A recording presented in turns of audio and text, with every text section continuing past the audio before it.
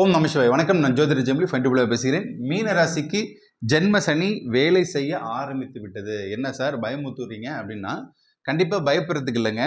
இதில் என்னெல்லாம் ப்ராப்ளம் வரும்னா, மீன ராசிக்காரங்க ஆல்ரெடி ஜென்மத்தில் தான் சனி பகவான் ட்ராவல் பண்ணிட்டு இருக்கார். ஸோ அவங்களுக்கு வந்து என்னெல்லாம் பிரச்சனை, இப்போ ஒன்றாம் ஜென்ம சனினாலே உங்களுக்கு கிளீன் அண்ட் நீட்டாக நீங்கள் இருக்கிறதுக்கு பாடத்தை சொல்லி தருவார் சனி பகவான். அப்போ வேலை செய்யுதுன்னா அப்போ நீங்கள் ரொம்ப கவனமாக இருக்கணும். அப்போ கடன் பிரச்சனையாக இருக்கட்டும், காதல் பிரச்சனையாக இருக்கட்டும், கணவன் மனைவிக்குள்ளே இருக்கட்டும், அதே மாதிரி பார்த்தீங்கன்னா குறிப்பாக ஒரு பெண் ஒரு ஆண்கிட்ட ரகசியமாக பேசுகிறாங்க, கள்ளக்காதலாக இருக்கட்டும், எந்த ஒரு விஷயமா இருந்தாலுமே இந்த இடத்துல சனி பகவான் வாட்சிங் யூ. ஸோ அதை தான் நம்ம இங்கே சொல்கிறோம். அப்போ உங்களுக்கு ஜென்ம சனியில் நிறைய பிரச்சனைகள் வரும். அப்போ வரக்குள்ள நீங்கள் அலர்ட்டாக இருக்கிறதுக்கு தான் இந்த பதிவு. அப்போ இதில் ஜென்ம சனியில் குறிப்பாக எந்த நட்சத்திரக்காரங்க பாதிப்படைவாங்க அப்படின்னா, இதில் இருக்கக்கூடிய நட்சத்திரங்கள் பூரட்டாதி, உத்திரட்டாதி, ரேவதி. இப்போ நம்ம ரிவர்ஸ்லேருந்து பண்ணிட்டா ரேவதி சனி பகவான் பிறந்த நட்சத்திரம். ரேவதிகாரங்களுக்கு பாதிப்பு ரொம்ப குறைவு. அதுக்கப்புறமா உத்திரட்டாதி நட்சத்திரம். இந்த உத்திரட்டாதி நட்சத்திரத்துக்கு இப்போ தான் சனி பகவான் ட்ராவல் பண்ணுறாரு. உத்திரட்டாதியில் தான் ட்ராவல் பண்ணுறாரு. அப்போ ஜென்ம சனி போக்குள்ள இந்த இடத்துல பார்த்தீங்கன்னா 50-50 வேலை செய்வார். 50% உங்களுடைய கர்ம பதிவுக்கு ஏற்ற மாதிரி உங்களை காப்பாற்றுவார். 50% இவருடைய சொந்த நட்சத்திரம் இல்லையா, அப்போ இவங்களை பார்த்தீங்கன்னா லெஃப்ட் போவப்பா ரைட்டு போப்பா கீழே விழுவ அப்படின்னு சொல்லிட்டு உங்களை ரூட்டு தலை மாதிரி காட்டுவார். அப்போ நிச்சயமாக அந்த உத்திரட்டாதி நட்சத்திரக்காரங்க ஓரளவுக்கு பேலன்ஸ் தேரியில் வந்துடலாம். அப்போ இவங்க தான் கொஞ்சம் கவனமாக இருக்குள்ள இங்கே காப்பாற்றப்படுறீங்க. ஸோ இந்த இடத்துல ஜென்ம சனி பகவான் வேலை செய்ய ஆரம்பிச்சது உத்திரட்டாதி நட்சத்திரத்துக்கு கொஞ்சம் கவனமாக இருங்க. அப்போ பூரட்டாதிக்கு பாதிப்பு தராதா? பூரட்டாதி நட்சத்திரங்கள்லாம் ஆல்ரெடி ப்ராப்ளத்தில் தான் இருந்துட்டு இருக்கீங்க. ஸோ அதில் தான் அவங்க கடன் பிரச்சனையிலையும் வேலையிலையும் தொந்தரவு சந்திச்சுட்டு வராங்க. குறிப்பாக வெளிநாட்டில் இருக்கக்கூடிய பூரட்டாதி நட்சத்திரக்காரங்களாம் பாருங்கள், நிறைய பிரச்சனைகள், மன அழுத்தம், வேலையின்மை, திண்டாட்டம், அந்த மாதிரி தான் அவங்களுக்கு இருக்குது. கொண்டாட்டமே கிடையாது. மீனத்தை பொறுத்த வரைக்கும் பயங்கரமான ஒரு கிட்டத்தட்ட ப்ரெஷரில் தான் இருக்கிறீங்க. ஸோ போன தடவை விட இந்த தடவை தான் பாதிப்பு அதிகமாக இந்த வருஷத்துலேருந்து கொஞ்சம் கொஞ்சமாக ஆரம்பிக்குது. ஸோ இதில் ரொம்ப கேர்ஃபுல்லாக இருங்க.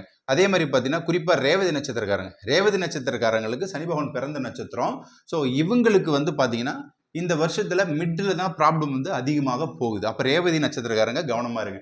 உங்களுடைய தசா புத்தி அப்போ 30% இந்த பலன் எடுத்துக்கோங்க. எப்போதுமே எந்த ப்ரெடிஷன், எந்த ஆஸ்ட்ராலஜி சொன்னாலுமே கோச்சாரத்தில் 30% நம்புங்க, 70% ஸோ உங்களுடைய பிறந்த ஜாதகம் அதுதான் வேலை செய்யும். அதில் தான் நம்ம என்ன எடுக்கிறோன்னா, இந்தந்த நட்சத்திரத்துக்கு ஏற்ற மாதிரி தசா புத்திகள் அந்தரம் அப்படி எடுப்போம்.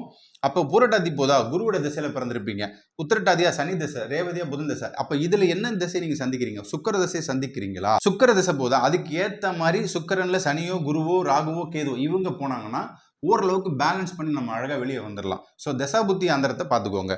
முக்கியமாக குறிப்பாக 4 பாயிண்ட் நச்சுன்னு மீனத்துக்கு சொல்லணும் அப்படின்னா, எந்த விஷயத்தில் கவனமாக இருக்கணும்? ஆர்குமெண்ட்ஸ் பண்ணவே பண்ணாதீங்க. ஒருத்தர்கிட்ட ஒரு பொருளோ காசோ பணமோ கொடுக்குள்ள அது பொறுமையாக அவங்களுக்கு வரட்டும்னு சொல்லி விட்டுருங்க.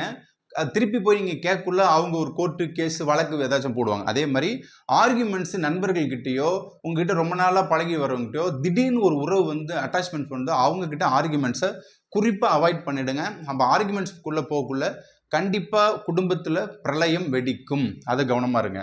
அதுக்கு அடுத்ததாக கல்வி படிக்கக்கூடிய மாணவர்களுக்கு சோம்பேறித்தனம் அதிகமாக இருக்குங்க. கொஞ்சம் கவனமாக இருங்க. இப்போ ஏப்ரல் எக்ஸாம்லாம் வருதுங்க, போர்டு எக்ஸாம்லாம் வருது, 10th and 12th மார்க்கு. அதுக்கப்புறம் நீட் எக்ஸாமு, டாக்டருக்குலாம் அட்டன் பண்ணுவீங்க. அப்போ ரொம்ப கவனமாக இருங்க. அந்த டைமில் உங்களுக்கு ஜூன் மாதத்துக்கு அப்புறம் பாருங்கள், குருவின் பார்வையில் இங்கே மீனம் வந்துடும். அப்போ ஜென்ம சனியை பேலன்ஸ் பண்ணுறதுக்கு குரு இட் வில் ஹெல்ப் யூ. அப்போ குரு இங்கே பார்த்துருவார். அப்போ ஸோ தட் அதில் நீங்கள் மெயின்டைன் பண்ணி வெளியே வந்துடலாம். அப்போ நீங்கள் ஜெயிச்சிடலாம். அதே மாதிரி பார்த்தீங்கன்னா உங்களுக்கு கடைசியாக ஒரு பாயிண்ட் அப்படின்னா குடும்பத்தில் தான் இங்கே சனி பகவான் கொஞ்சம் நடனம் ஆடுவார். அப்போ நடனம் ஆடுறதுல கணவன் மனைவி கொஞ்சம் கேர்ஃபுல்லாக இருங்க. அதே மாதிரி குழந்தைகளுக்காகவோ மாமியாருக்காகவோ மைத்துனர்களுக்காகவோ மச்சினர் இவங்கெல்லாம் பாருங்கள், குடும்பத்தில் அத்தனை உறவுகளும் பாருங்கள் பிழிஞ்சு உங்களை கசக்கி வெளியே எடுத்துகிட்டு போவாங்க. அப்போ அவங்கக்கிட்ட பார்த்தீங்கன்னா நிறைய விஷயத்தில் கொஞ்சம் பொறுமையோடு இருங்க. சரி ஓகே உனக்கு பிடிக்கலையே நான் பேசலவா அப்படின்ற போயிடுங்க. உங்கள் மேலே ஒரு போலி முத்திரையை குத்துவாங்க. அது டிவோர்ஸ் வரைக்கும் போகும், குடும்பத்தில் பஞ்சாயத்து விவகாரத்து வரைக்குமே போகும். ஸோ உங்களை எந்த அளவுக்கு மன அழுத்தத்துக்கு கொண்டு போக முடியுமோ அந்த அளவுக்கு ஜென்ம சனி கொண்டு போவார். உங்களை காப்பாற்றுறவரும் அவர் தான், உங்களை பார்த்தீங்கன்னா தூக்கி அடிக்கிறதும் அவர் தான். இப்போ 2 பேரும் பிரச்சனையை கொடுக்க போகிறாங்க. அதாவது அந்த 50-50 சொன்னோம் இல்லையா, அது. அப்போ நீங்கள் பொறுமையாக இருங்க. முக்கியமாக நம்ம ஐம்புலன்களையும் அடக்கி கொண்டு போனாலே வெற்றிகள் வரும். முக்கியமாக நாவடக்கம் வாயை வந்து கொஞ்சம் மூடி வைக்கும். அதாவது வாயை திறந்து பேசினாலே பஞ்சாயத்துன்னு சொல்லுவாங்க இல்லையா? அப்போ நம்ம வந்து பார்த்தீங்கன்னா அமைதியாக இருக்கிறது தான் சால சிறந்தது. ஸோ இந்த காலத்தில் உங்களுடைய இஷ்ட தெய்வத்தை, குலதெய்வத்தை வணங்குங்க, நிச்சயமாக நன்றாக இருப்பீர்கள். மீனம் எப்போதுமே நம்ம எடுக்குது மதுரை மீனாட்சி அம்மனை வணங்கி வாருங்கள். மற்றும் உங்களுடைய இந்த இஷ்ட தெய்வத்தை வந்து அதிகமாக வணங்கிட்டு வாங்கல, நிச்சயமாக நன்றாக இருப்பீர்கள். வாழ்த்துக்கள். நன்றி, வணக்கம்.